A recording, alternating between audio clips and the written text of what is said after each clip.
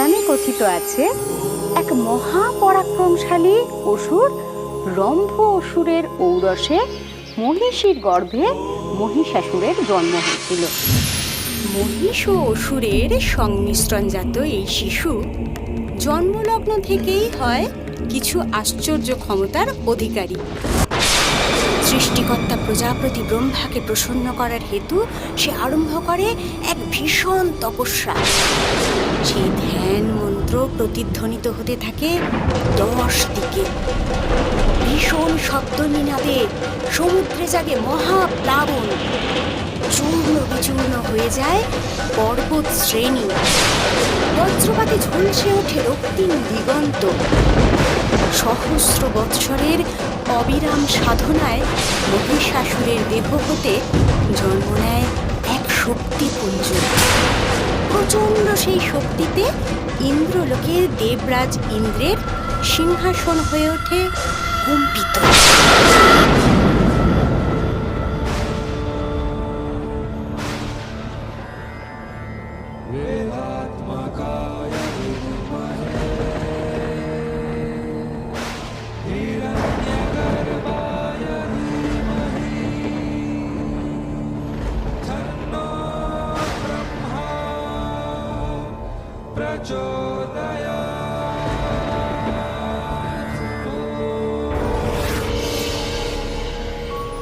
হে ব্রহ্মপুত্র,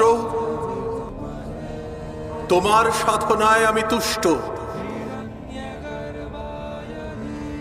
বলো, কি হেতু এই কঠিন তপ? প্রণাম ব্রহ্মদেব। হে প্রভু, আপনি ত্রিকালজ্ঞ। ত্রিভুবনের এমন কিছুই নেই যা আপনার অবগত নয়। আমি অমরত্ব চাই হে বিধাতা। এ অসম্ভব। অমরত্ব দিতে আমি অক্ষম। চরাচরে যা কিছু সৃষ্টি হয়েছে সেসব কিছুর ধ্বংস একদিন না একদিন হবেই। এ অনিবার্য। হে অসুররাজ, তুমি অমরত্ব ব্যতীত অন্য কিছু প্রার্থনা করো। তাহলে প্রভু, আমাকে এমন বর প্রদান করুন যেন চরাচরের সমস্ত পুরুষ শক্তির হস্তে আমি হই অবদ্ধ। আর নারী শক্তি? নারী? হে প্রজাপতি ব্রহ্মা, আপনি নিশ্চয়ই কৌতুক করছেন। নারী মাত্রই অবলা, পুরুষের আশ্রিতা। তার ধৃষ্টতা হবে আমাকে হত্যা করা।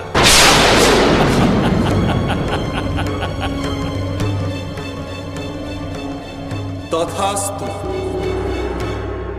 আজ হতে তুমি সমস্ত পুরুষ শক্তির হস্তে অবদ্ধ হবে। তবে মনে রেখো মহিষাসুর, কোনো না কোনো এক সময় নারী হস্তেই তোমার বধ হবে।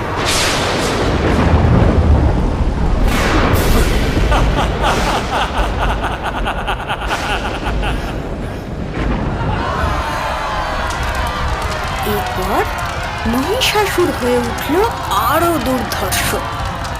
শক্তির দম্ভে পদানত করতে চাইল দেবলোক। সমস্ত দেবগণ স্বর্গ থেকে বিতাড়িত হয়ে প্রজাপতি ব্রহ্মার শরণাপন্ন হলেন। এমতাবস্থায় ব্রহ্মা সকল দেবগণকে নিয়ে গেলেন ভগবান শ্রী বিষ্ণুর কাছে। সেইখানে বিষ্ণুলোকে উপস্থিত ছিলেন স্বয়ং দেবাদিদেব মহাদেব। পুরুষ শক্তির সম্মুখে মহিষাসুর অজেয়, তা সকলের অবগত। তাহলে উপায়? ব্রহ্মা, বিষ্ণু এবং মহেশ্বর সমস্ত দেবগণ একাগ্র চিত্তে স্মরণ করতে থাকেন এই আদ্যা শক্তি মহামায়ার।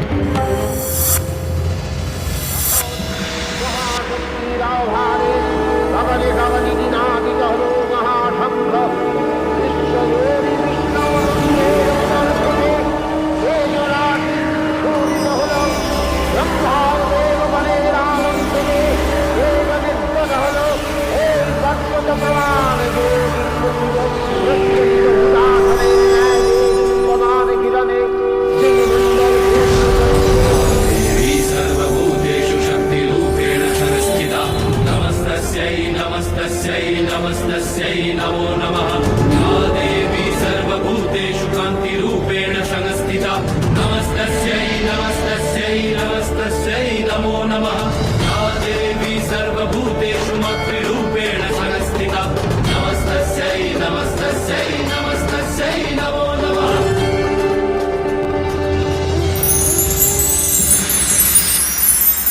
হে দেবগণ, আমি আদ্যা শক্তি, পরমা প্রকৃতি মহামায়া।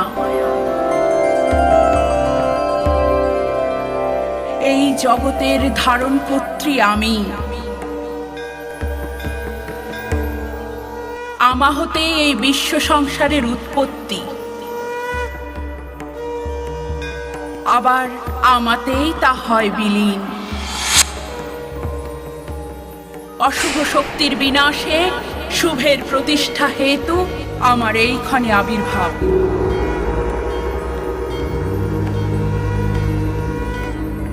হে দেবগণ, আপনারা নির্ভয় হন। দুরাচারী মহিষাসুরের মৃত্যু হবে আমার পদমূলে, তার নিধন হবে আমারই হস্তে। তা পূর্ব নির্ধারিত।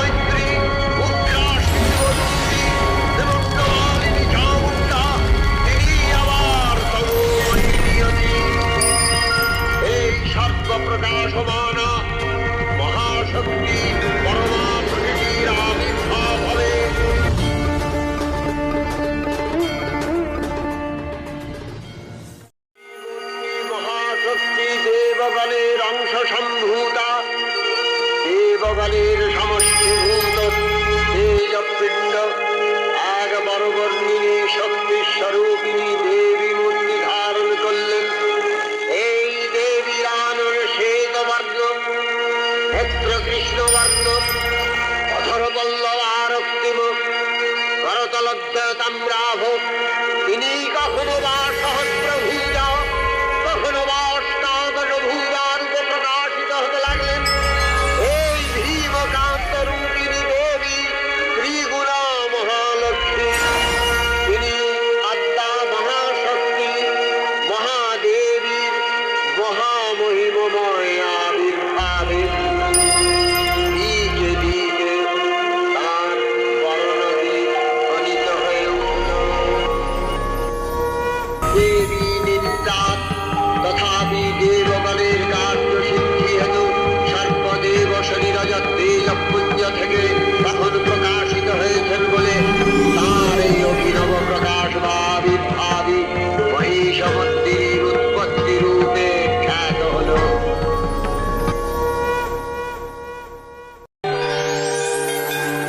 শূলপাণি দেন তার আপন ত্রিশূল, বরুণ দিলেন শঙ্খ চক্র বিষ্ণু, অগ্নি দিলেন শক্তি পবন ধনুর্বাণ, ইন্দ্র দেন ঘণ্টা আর বজ্র সুমহান, কালদণ্ড দেন যম জলদেব পাশ, এইবার হইবেই মহিষাসুরনাশ। ব্রহ্মা দেন কমণ্ডলু রুদ্রাক্ষমালা, রোমকূপে দিবাকর তেজ হল ঢালা, বিশ্বকর্মা পক্ষ থেকে কবচ কুঠার, ক্ষীর সমুদ্র দিল বস্ত্র আর মুক্তাহার, পিতা হিমালয় দেন সিংহ বাহন, সমুদ্র হতে হল কমল গ্রহণ, সুসজ্জিতা হয়ে দেবী দিলেন হুঙ্কার, কে তুই মহিষাসুর দেখিত এবার।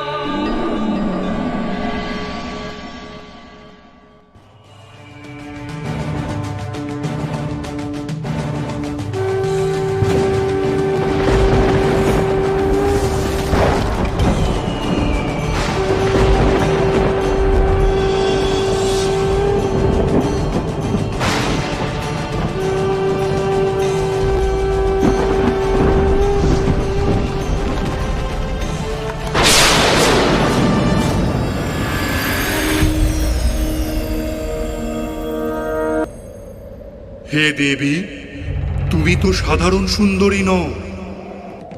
স্বয়ং মহিষাসুর তোমার এই মোহিনী রূপের প্রতি তীব্র আকর্ষণ অনুভব করছে। নিকটে এসো, আরো নিকটে, তোমাকে ভালো করে নিরীক্ষণ করি। ওরে মূর্খ, দুর্মতি, এই বিশ্ব ব্রহ্মাণ্ডের ধারণ কর্ত্রী আমি। তুই নিজের সেই ধাত্রীরূপী মাতাকে কামনা করিস। আমার প্রতি এই আকর্ষণ ক্ষণকালের মধ্যে আতঙ্কে না রূপান্তরিত হয়? কি বললে দেবী? আতঙ্ক? আমার স্বর্গ মর্ত পাতালের একচ্ছত্র অধিপতি অসুরাজ মহিষাসুরে? তোমাকে যত দেখছি আমার বাসনা তত তীব্র হচ্ছে। আর দেরি কেন? আমার অঙ্কশায়িনী হও, তোমাকে রাজ ঐশ্বর্য দেব, জগতের সমস্ত সুখ তোমার পায়ের কাছে এনে দেব। সোনার পালঙ্কে তুমি শুধু আমার বক্ষবিলাসিনী হবে। আর বিলম্ব করো না। একে বিনাশকালে বুদ্ধিনাশ, নাকি প্রাণত্যাগের পূর্বক্ষণে আতঙ্কের প্রলাপ? ওরে দুরাচারী, তোর অন্তিম ক্ষণ আসন্ন। যে মোহিনী রূপের সঙ্গলাভের এত কামনা তোর, সেই রূপের তেজেই তুই ভস্ম হয়ে যাবি। অদৃশ্য হয়ে যাবে তোর শৌর্য, বীর্য, দম্ভ। ওহে অবলা নারী, অন্তঃপুরবাসিনী, তোমার মিথ্যা আস্ফালন যথার্থই আমার মনোরঞ্জন করছে। শেষবারের মতো বলছি, বলো কিসের বিনিময়ে তুমি আমার প্রণয়ী হবে? বলো কিসের বিনিময়? নারী শক্তির প্রতি এত তাচ্ছিল্য? যা নিয়ে তোর এত দম্ভ, সেই রণাঙ্গনেই তোর মৃত্যু অনিবার্য। তোকে আমি সম্মুখ সমরে আহ্বান জানাচ্ছি।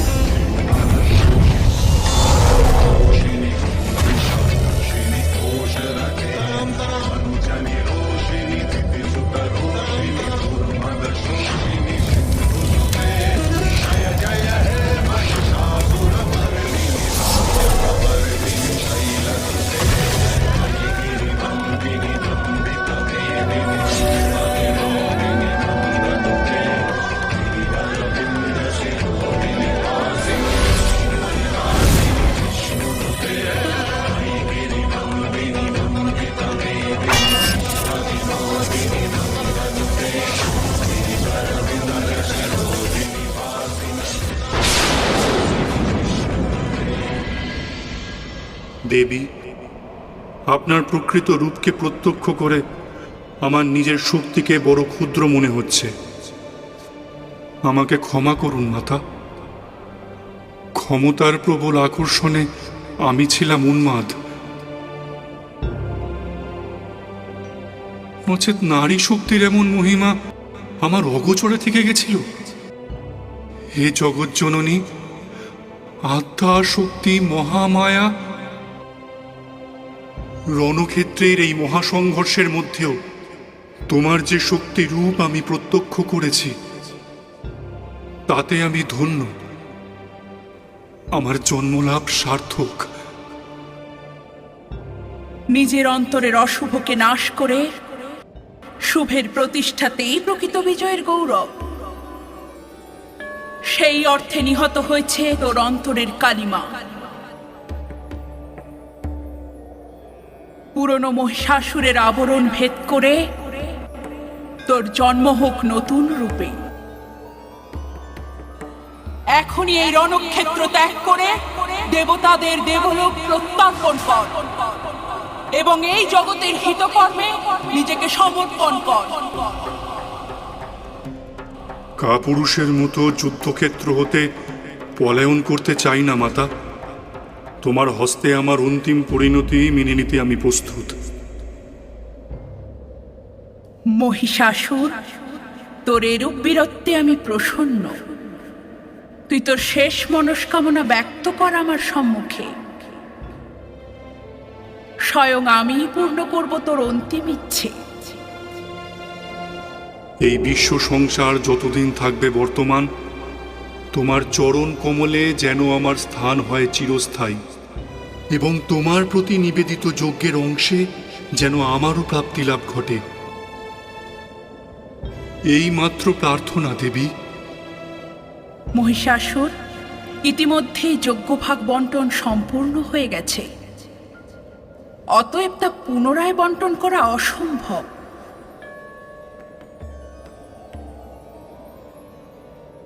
কিন্তু তোকে আমি এই আশীর্বাদ করছি যে মর্তলোকে আমার পূজার একটি অংশ তোর উদ্দেশ্যে নিবেদিত হবে যুগে যুগে, এবং আমার এই রূপ মহিষাসুর মর্দিনী রূপে পূজিত হবে এই জগৎ সংসারে।